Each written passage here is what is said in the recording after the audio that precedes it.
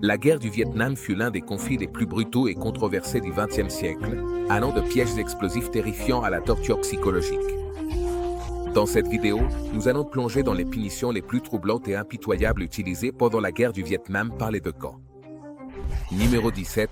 Le sort des prisonniers sous la garde du Viet Cong. Pour les prisonniers de guerre américains, la captivité sous le Viet Cong signifiait un tourment physique et mental implacable, conçu pour détruire à la fois le corps et l'esprit. Le sort des militaires américains faits prisonniers par le Viet Cong pendant la guerre du Vietnam fut d'une souffrance inimaginable. Le Viet Cong, ignorant les lois internationales régissant le traitement des prisonniers, considérait les Américains comme des ennemis dans un conflit non reconnu, justifiant ainsi des méthodes extrêmes de torture et d'abus. La brutalité à laquelle ils ont été confrontés allait bien au-delà des privations typiques de la captivité en temps de guerre et visait à briser à la fois le corps et l'esprit de leurs prisonniers. La torture physique était omniprésente. Les prisonniers étaient soumis à des passages à tabac brutaux, à des décharges électriques et même à la simulation de noyade, une technique consistant à verser de l'eau sur le visage pour simuler l'asphyxie. Ce n'était que le début des horreurs. L'objectif n'était pas seulement d'extraire des informations, mais aussi d'anéantir toute volonté de résistance.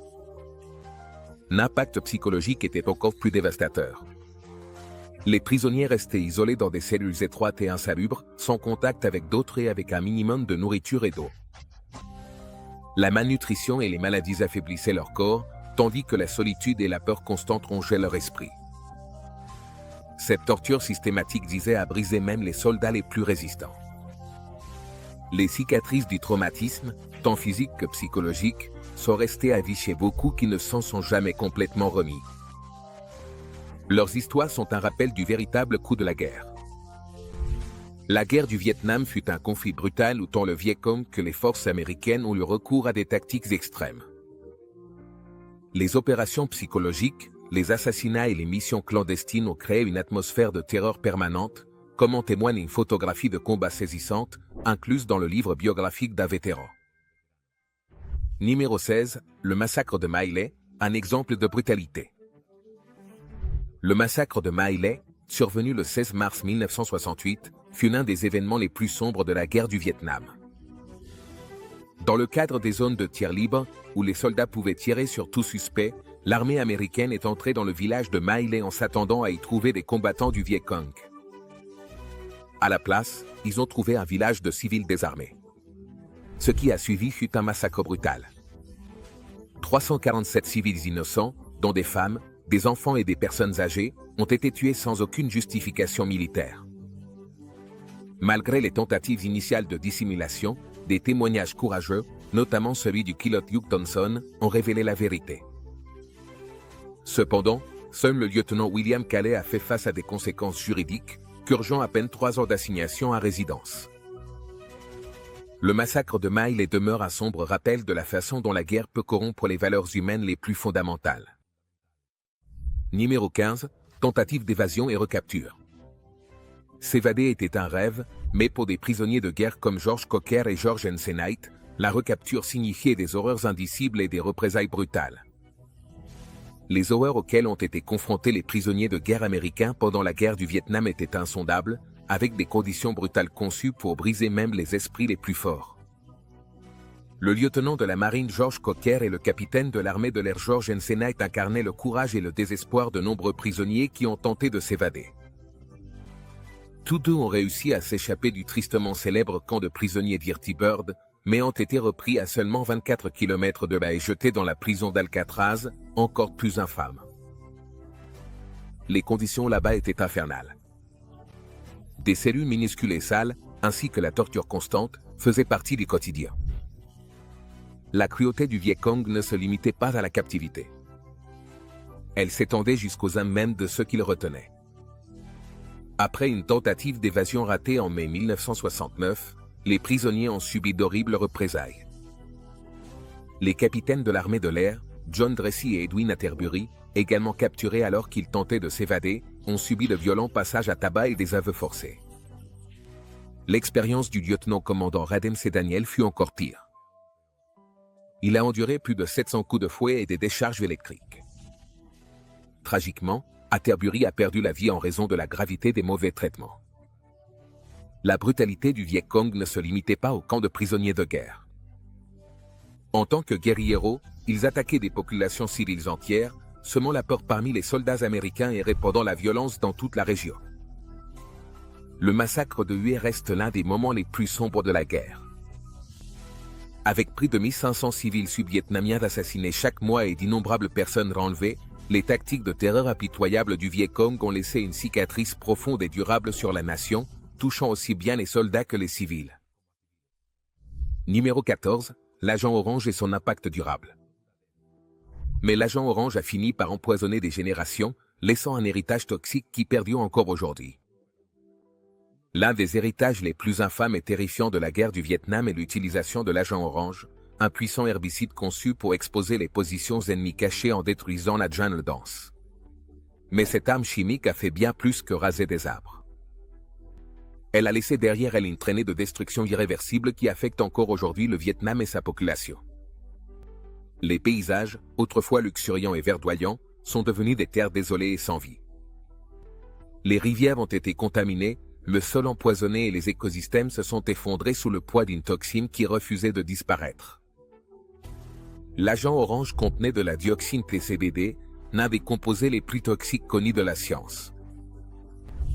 Entre 1961 et 1971, dans le cadre de l'opération Ranchand, les forces américaines ont pulvérisé ce produit chimique sur plus de 2,5 millions d'hectares de terre au Vietnam. Près de 6 missions aériennes ont été menées, dont plusieurs au-dessus de villages, de rizières et de zones peuplées. Le président John F. Kennedy a initialement approuvé le programme sans comprendre pleinement les effets dévastateurs à long terme qu'il allait déclencher. Les conséquences ont été dévastatrices. Des millions de civils vietnamiens et de vétérans américains ont été exposés à la dioxine mortelle. Cette substance chimique a provoqué de graves malformations congénitales, des cancers et diverses maladies chroniques. Des enfants nés des décennies après la guerre souffrent encore de malformations génétiques liées à leurs parents. Les zones exposées et les forêts restent arides, et certaines régions sont toujours dangereuses pour l'agriculture et l'habitation. L'agent orange n'a pas été seulement une arme de guerre. Il est devenu un symbole de tragédie humaine et environnementale, une tragédie qui continue de marquer la terre et le peuple vietnamien jusqu'à aujourd'hui. Numéro 13. Conséquences sanitaires de l'exposition à l'agent orange. L'agent orange n'a pas seulement dévasté la terre vietnamienne, il a aussi laissé un héritage générationnel de maladies et de malformations congénitales. Bien que son objectif fût de déforester la jungle, le produit chimique toxique s'est infiltré dans l'écosystème et dans les corps humains, altérant l'ADN. Avec plus de 45 millions de litres pulvérisés, environ 4,8 millions de Vietnamiens ont été exposés. Les conséquences ont été catastrophiques. Des enfants sont nés avec de graves malformations et troubles, tandis que les adultes ont développé des cancers et des maladies chroniques. Au cours des 30 dernières années, plus de 150 enfants sont nés avec des maladies liées à l'exposition de leurs parents et plus de 20 sont décédés. Les vétérans américains ont également souffert d'effets durables.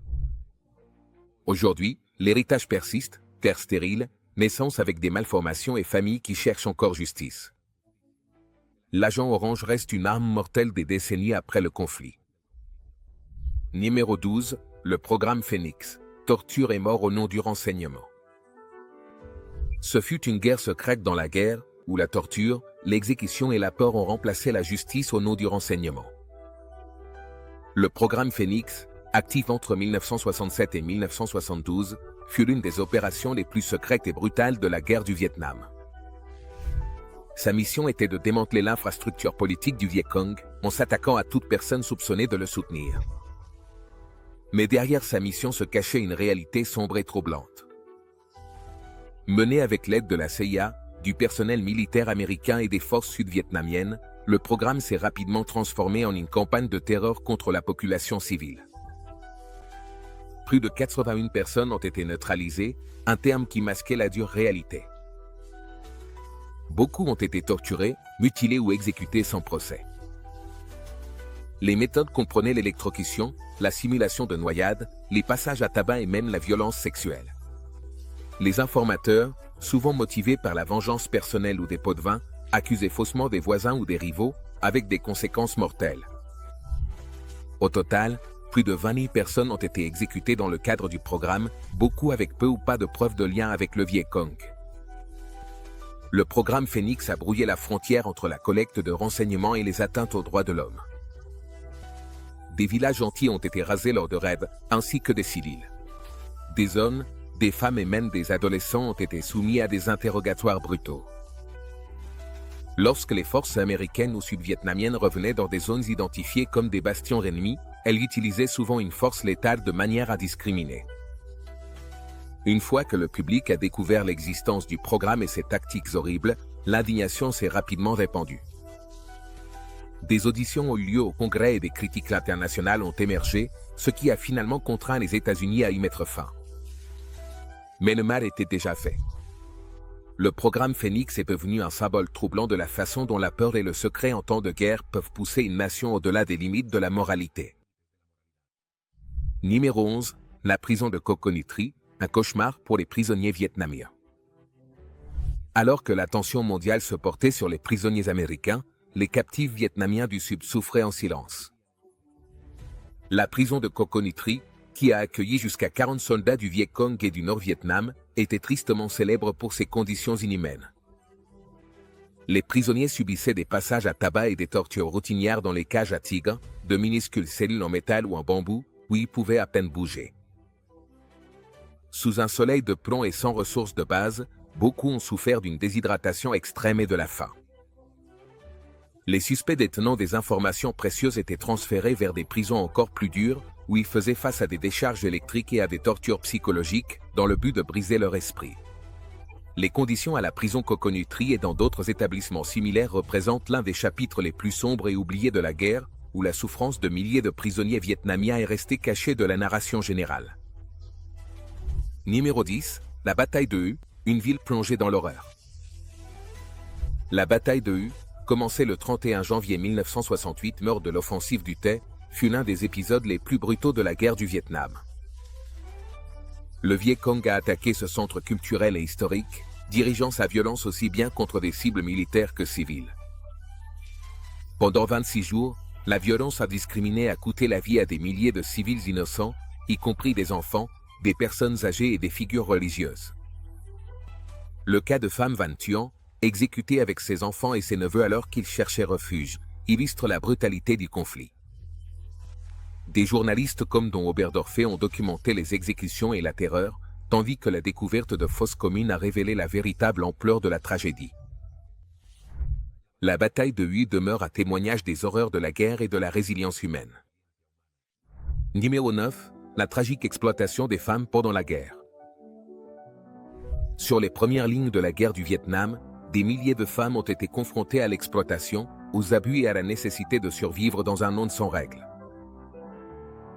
L'un des aspects les plus déchirants et souvent ignorés de la guerre du Vietnam fut l'exploitation généralisée des femmes, en particulier de celles qui furent entraînées dans le commerce sexuel. À mesure que le conflit s'intensifiait, on estime que 71 femmes, souvent appelées « fans du péché », se sont retrouvées impliquées dans des relations avec des soldats étrangers. Bien que certaines rencontres aient été consenties, beaucoup étaient marquées par le désespoir, la pauvreté ou la contrainte directe. Ces femmes n'étaient pas seulement des travailleuses du sexe. Beaucoup étaient employées de maison, blanchisseuses ou cuisinières qui ont fini par être exploitées sexuellement, parfois volontairement, mais souvent sous une forte pression ou sous la menace. La présence des bases militaires américaines a créé un environnement où les dynamiques de pouvoir étaient faussées et où les femmes locales étaient vulnérables. En échange de nourriture, d'argent ou de protection, de nombreuses femmes ont subi l'humiliation et des abus. Certaines ont même été victimes de la traite par des réseaux criminels locaux qui profitaient de la présence des troupes étrangères. D'autres ont eu des enfants avec des soldats américains, pour ensuite être abandonnés et stigmatisés. Chassés par leur communauté. Ces relations en temps de guerre se sont souvent terminées par la désillusion. Lorsque les États-Unis se sont retirés, d'innombrables femmes ont été laissées derrière, beaucoup avec des enfants métis, connus sous le nom d'Amérasiatiques, qui ont souffert de discrimination pendant des années. Ces femmes n'étaient pas de simples victimes passives. Elles étaient des survivantes piégées dans un système brutal qui ne valorisait ni leur dignité ni leur avenir. La guerre du Vietnam ne s'est pas seulement déroulée sur les champs de bataille. Elle a également laissé de profondes cicatrices sur les corps et dans la vie d'innombrables fans dont les histoires ont été réduites au silence ou oubliées. Leur souffrance demeure l'un des héritages les plus tragiques et les plus honteux de la guerre. Numéro 8. Le bombardement de pays neutres, le Laos et le Cambodge. L'héritage le plus meurtrier de la guerre du Vietnam ne se limite pas au Vietnam. Des décennies plus tard, il continue de faire des victimes au Laos et au Cambodge. Bien que le Vietnam ait été le principal champ de bataille, les horreurs de la guerre du Vietnam se sont étendues bien au-delà de ses frontières.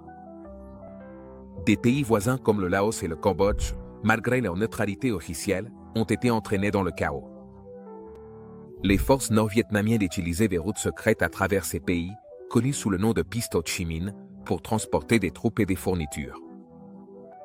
Pour couper ces lignes d'approvisionnement, les États-Unis ont lancé des campagnes de bombardement dissimulées sous des opérations telles que Barrel Roll, Menu et Freedom Agreement. De 1964 à 1973, les États-Unis ont largué plus de 2,7 millions de tonnes d'explosifs rien que sur le Laos, en faisant le pays le plus bombardé par habitant de l'histoire. En fait, des bombes ont été larguées à un rythme effrayant d'une par minute pendant près d'une décennie. Le Cambodge a connu un sort similaire, avec des milliers de villages détruits et d'innombrables vies perdues. Ce qui aggrave encore cette tragédie, c'est que des millions de bombes n'ont pas explosé. Ces restes mortels continuent de ravager la terre, cachés dans les rizières, les forêts et les villages.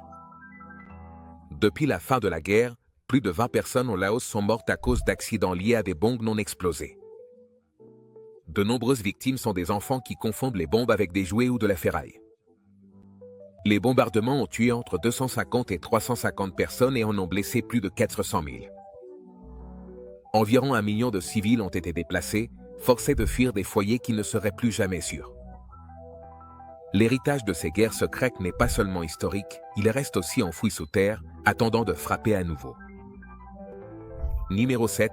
La bataille de Yadran. Un vieux rappel à la réalité, une mission de routine dans la jungle transformée en massacre. La vallée de Yadran allait mettre à l'épreuve les limites de la survie. Le 14 novembre 1965, l'armée américaine a lancé sa première grande bataille contre l'armée nord-vietnamienne. Le premier bataillon de la 7e division de cavalerie a atterri en hélicoptère hué dans la vallée reculée de Yadran, près de la frontière avec le Cambodge. Leur mission était d'affronter les forces ennemies qui se cachaient dans la jungle dense. Mais ce qui les attendait était bien pire que ce qu'ils imaginaient. Dirigés par le lieutenant-colonel Harold Moore, les soldats comprirent rapidement qu'ils n'avaient pas affaire à une petite unité de guérilleros, mais à toute une division nord-vietnamienne. Après avoir capturé un déserteur nord-vietnamien, ils apprirent qu'ils étaient encerclés par 3 régiments ennemis, soit des milliers de soldats. Malgré l'arrivée de renforts, les Américains restaient largement en infériorité numérique. Avec près de 10 soldats ennemis pour chaque soldat américain, la bataille est rapidement devenue un cauchemar. Lorsque les Nord-Vietnamiens ont lancé une attaque surprise, les forces américaines se sont retrouvées prises dans un combat brutal au corps à corps. Même avec l'artillerie et le soutien aérien, le terrain et la proximité de l'ennemi rendaient presque impossible d'éviter les tirs amis. À la fin de la journée, 79 Américains avaient perdu la vie. Plus de 1200 soldats nord-vietnamiens gisaient morts. Mais l'horreur ne s'est pas arrêtée là. Au 4e jour, les forces américaines ont tenté de rejoindre une autre zone d'atterrissage, la base de soutien Albany. Elles ont de nouveau été prises en embuscade. Le résultat a été dévastateur. Plus de 1850 Américains ont perdu la vie dans un massacre qui a marqué un tournant brutal dans la guerre du Vietnam. Cette bataille a révélé le véritable coût du conflit et a changé à jamais la perception des États-Unis sur la guerre. Numéro 6. Un ennemi caché, le Viet Cong. Le Viet Cong était un maître de la tromperie et de la surprise. Lors de l'offensive du Tay, il a semé la peur au cœur des États-Unis. Alors que l'armée nord-vietnamienne était une force conventionnelle disciplinée, le Viet Cong représentait une menace totalement différente et bien plus terrifiante. Ces guérilleros étaient experts pour se fondre dans la population locale, portant des vêtements civils et menant des attaques dans l'obscurité. Ils pouvaient se déplacer dans la jungle dense comme des ombres, tendant des pièges, organisant des embuscades et disparaissant sans laisser de traces. L'offensive du T de 1968 a démontré la terrifiante habileté guerrière du Viet Cong. Le 31 janvier, pendant les célébrations du Nouvel An lunaire vietnamien, les forces du Viet Cong et du Nord-Vietnam ont lancé une série d'attaques surprises coordonnées contre des zones militaires et civiles clés. Le moment le plus marquant s'est produit lorsqu'une équipe de combattants du Viet Cong s'est infiltrée dans l'ambassade des États-Unis à Saigon, déguisés en soldats et civils sud-vietnamiens. Pendant 6 heures, ils ont occupé l'ambassade, engagés dans une fusillade brutale avec les forces américaines avant d'être tués ou capturés. Bien que l'offensive du T se soit soldée par un échec militaire, elle a choqué le monde pour le Viet Cong. Les forces américaines ont été complètement prises par surprise et leur image d'invincibilité a été brisée. L'impact sur l'opinion publique américaine a été immédiat. Ce qui avait été considéré comme une victoire évidente s'est soudainement révélé être un conflit bien plus complexe et dangereux, provoquant une perte de soutien drastique à l'effort de guerre. Numéro 5. Les enfants de la poussière de la vie. Ces enfants, abandonnés et rejetés, sont devenus des symboles des conséquences d'une guerre. Pris au piège entre deux mondes hostiles. Le terme est lié accent aigu, qui signifie poussière de vie, on est venu à désigner un groupe tragique d'enfants nés pendant et après la guerre du Vietnam, enfants de pères américains et de mères vietnamiennes. Ces enfants métis ont été confrontés à un destin déchirant. Rejetés par les deux cultures au Vietnam, ils étaient perçus comme des vestiges de l'ennemi, des rappels de l'occupation américaine et, bien souvent, faisaient face à un immense stigmate et à la discrimination. Leurs mères ont également subi le poids du jugement social, car avoir un enfant en mariage, surtout avec un soldat étranger, était considéré comme déshonorant dans la culture vietnamienne traditionnelle. Dans le Vietnam nouvellement instauré par le communisme après la guerre, ces enfants ont été encore plus marginalisés. On les laissait souvent grandir dans la pauvreté, avec peu d'espoir d'un avenir meilleur. Malgré leur situation difficile, le gouvernement américain a d'abord nié toute responsabilité quant à leur prise en charge. En 1970, le département de la Défense a déclaré qu'il n'avait aucune obligation de les aider. Cependant, à l'approche de la fin de la guerre et de la chute de Saigon, en 1975, un dernier effort a été lancé pour sauver ces enfants dans le cadre de l'opération connue sous le nom d'opération Babylist. Le 4 avril 1975, le premier vol a décollé de Saigon avec plus de 300 enfants à son bord. Tragiquement, l'avion s'est écrasé peu après le décollage, causant la mort de 138 personnes. Malgré cela, l'opération s'est poursuivie et environ 3300 enfants ont finalement été transportés par avion. Bien que beaucoup aient été adoptés et aient reçu une nouvelle vie, l'opération reste controversée en raison de son exécution précipitée et de ses intentions discutables. Ces enfants, marqués à jamais par la guerre, portent les cicatrices d'un monde brisé. Numéro 4. Cage à tigres. Minuscules, brutales et déshumanisantes, les cages à tigres étaient un cauchemar carcéral secret où les prisonniers enduraient des douleurs et des tortures inimaginables. Le terme cage à tigres évoque des images d'animaux sauvages en captivité. Mais pendant la guerre du Vietnam, ces cellules brutales ont été utilisées pour emprisonner des êtres humains. Petites et étouffantes, les cages à tigres étaient conçues pour détenir des prisonniers politiques, des présumés membres du Viet Cong et toute personne considérée comme une menace pour le gouvernement. Situées dans des endroits comme l'île de Con Sen, une ancienne prison coloniale française, ces cellules étroites et inhumaines sont devenues synonymes de souffrance. Les conditions étaient cauchemardesques. Les prisonniers, entre 500 et 300 hommes et 200 femmes, étaient entassés dans des espaces minuscules où ils pouvaient à peine bouger. La malnutrition était omniprésente. Beaucoup mouraient de faim, tandis que les maladies se propageaient à une vitesse fulgurante. La torture était courante. On raconte que les gardiens jetaient de la chaux vive, une substance chimique caustique, sur les plaies ouvertes des prisonniers. La brûlure atroce laissait des cicatrices permanentes, aussi bien physiques que psychologiques. Survivre est devenu une lutte désespérée et certains prisonniers allaient jusqu'à manger de l'herbe pour lutter contre la faim. Malgré des conditions inhumaines, l'existence de ces cages devait rester secrète. Cela a duré jusqu'en 1970, lorsque le conseiller du Congrès américain Tom Harkin et le traducteur dont lui sont révélés ces horreurs. Ils ont pris des photos des cages et les ont transmises au magazine Life, ce qui a provoqué une indignation internationale. La révélation publique des cages à tigres a marqué un tournant dans la guerre du Vietnam, renforçant encore davantage l'opinion publique contre les tactiques brutales employées par les deux camps. Les cages à tigres sont un rappel glaçant de la cruauté à laquelle la guerre peut mener. Numéro 3. Esprit zéro. Que se passerait-il si une simple croyance pouvait briser la volonté de combattre d'un soldat? L'armée américaine a utilisé la superstition vietnamienne comme une arme en plein cœur des combats. La guerre psychologique peut être aussi puissante que le combat physique. Pendant la guerre du Vietnam, l'armée américaine a exploité une croyance profondément ancrée dans la culture vietnamienne, les KW ou esprit zéro. Selon la tradition vietnamienne, lorsqu'une personne meurt sans sépulture décente ou de manière injuste, son âme est condamnée à errer sur terre, furieuse et tourmentée. Ces esprits tourmentés sont redoutés pour leur capacité à provoquer des malheurs, voire à causer du tort. Pour exploiter cette croyance, les forces américaines ont tenté une tactique psychologique, abandonner les corps des soldats vietcong tombés dans un état de déshonneur, dans l'espoir de semer la peur. L'idée était que les âmes de ces soldats restent piégées entre deux mondes, les condamnant à une agitation perpétuelle. On espérait que cela pousserait les soldats ennemis à abandonner leur cause par crainte d'être hantés par ces esprits vengeurs, ce qui entraînerait des redditions massives. Mais est-ce que cela a fonctionné? Les preuves ne sont pas claires. Aucune reddition massive n'a été attribuée à cette tactique, mais elle a sans aucun doute ajouté un élément de terreur psychologique à la guerre, la peur des esprits errants, Macway, est restée dans l'esprit des soldats, augmentant le stress et le chaos déjà écrasant du conflit.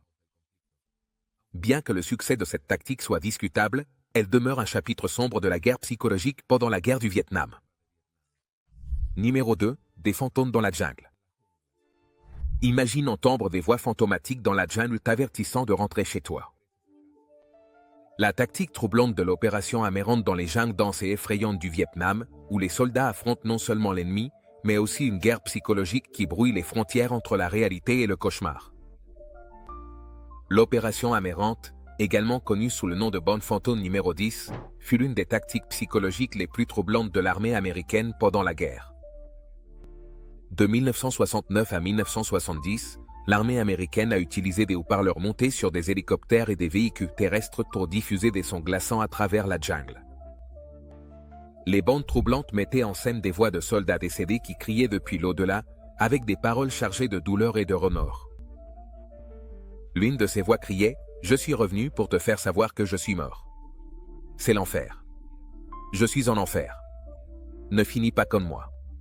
Rentre chez toi avant qu'il ne soit trop tard. » En plus de ces voix inquiétantes, on entendait les pleurs de membres de la famille et les grognements de tigres enregistrés aux eaux de Saigon, ce qui désorientait encore davantage l'ennemi et amplifiait la terreur.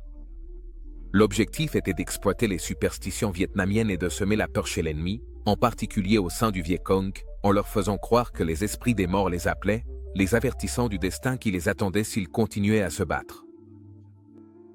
Bien que l'efficacité de ces tactiques fasse débat, l'impact psychologique sur les soldats, tant américains que vietnamiens, fut indéniablement profond. Les sons de la jungle, déjà un endroit effrayant en soi, sont devenus une source de peur surnaturelle, une arme psychologique à part entière. Numéro 1. Les rats de tunnels s'enfoncent dans l'obscurité. Tunnels souterrains, pièges mortels et obscurité se rencontrent. Les rats de tunnels que les soldats envoyaient au cœur de la terreur. L'un des aspects les plus ingénieux et terrifiants de la guerre du Vietnam fut l'immense réseau de tunnels souterrains du Vietcong. Ces passages cachés s'étendaient sur des dizaines de milliers de kilomètres à travers le Sud-Vietnam, offrant à l'ennemi un moyen furtif et efficace de déplacer des troupes, de stocker des armes et de lancer des attaques surprises. Les tunnels, qui comprenaient des habitations, des cuisines et même des hôpitaux, permettaient aux Vietcong de disparaître sous terre et de réapparaître là où on s'y attendait le moins. Pour lutter contre cette menace cachée, l'armée américaine a formé un groupe spécial de soldats connus sous le nom de rats de tunnel.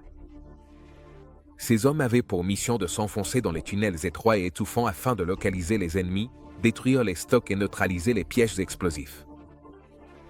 C'était l'une des missions les plus dangereuses de la guerre, car les rats de tunnel faisaient face à un flot constant de menaces, à l'obscurité totale, à des serpents venimeux, à des pieux de bambou aiguisés et au danger permanent d'embuscade.